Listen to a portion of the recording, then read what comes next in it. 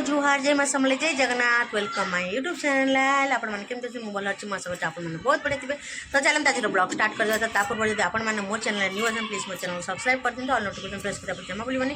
तो चलते आज ब्लॉग स्टार्ट करदेवा मन अच्छी ना फ्रेंड्स कही प्रत्येक दिन 8टारे वीडियो पोस्ट करी आपने मत लाइव स्ट्रीम रे सपोर्ट करुले ढेर सारा भल पाइबा दे ठीक से हीपरी मत लाइव स्ट्रीम रे जमी सपोर्ट करते सेमती मत ब्लॉग वीडियो सपोर्ट करूँ आ मो चैनल नुआ मो चैनल को सब्सक्राइब कर दिखाँ लाइक शेयर कमेंट टी कर दिखाँ अधिका करी।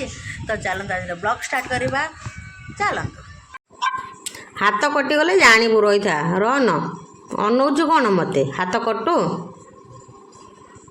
ओ हाय सिस्टर मो सिस्टर छिड़ा मो भाई गेजरे गेजरे हो टे चिकेन करने गेजरे गेजरे आमर आज चिकेन हो गला। देखो आज संडे स्पेशल चिकेन तापर संध्या बेलू आम चाउल बरा करी बोली चाउल भी भेदेचु आपण मैंने किए खाइब आसतु।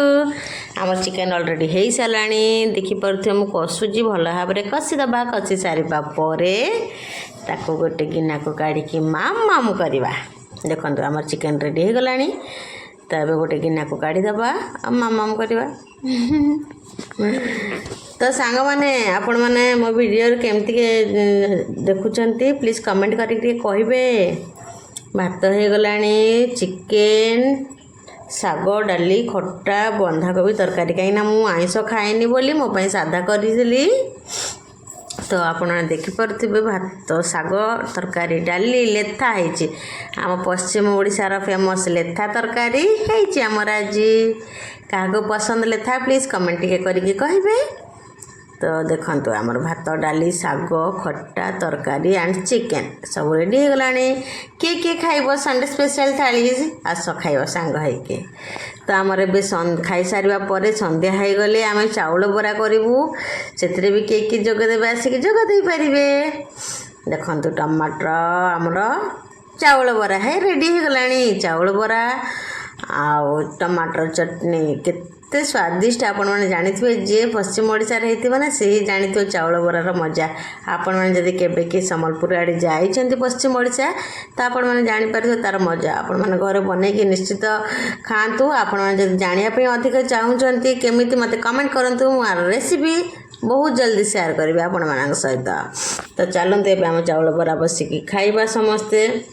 चटनी भी बनइबा केमती चटनी बनाऊँगी टमाटर चटनी आपण मान सहित शेयर करुँची। तो चलो टमाटर चटनी बनाए। टमाटर चटनी पर आप देखिए बड़ टमाटर 2टा नहीं 2टा कंचा लंका रसुण 4-5 कोल छोट छोट कर काटिकी नहीं धनिया पत्र अल्प पुदीना पत्र अल्प आउ अदा छोट 2-4 टुकड़ा मुझे नहीं भल भाव में धोईकी छोट छोट कर काटिकी रखीदेली।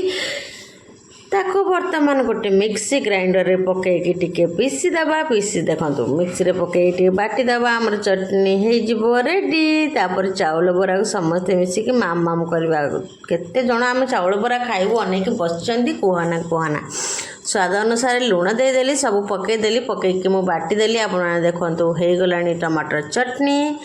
तो चलते एबे खाइबा चाउल बरा टिंग टिना टिंग बाबा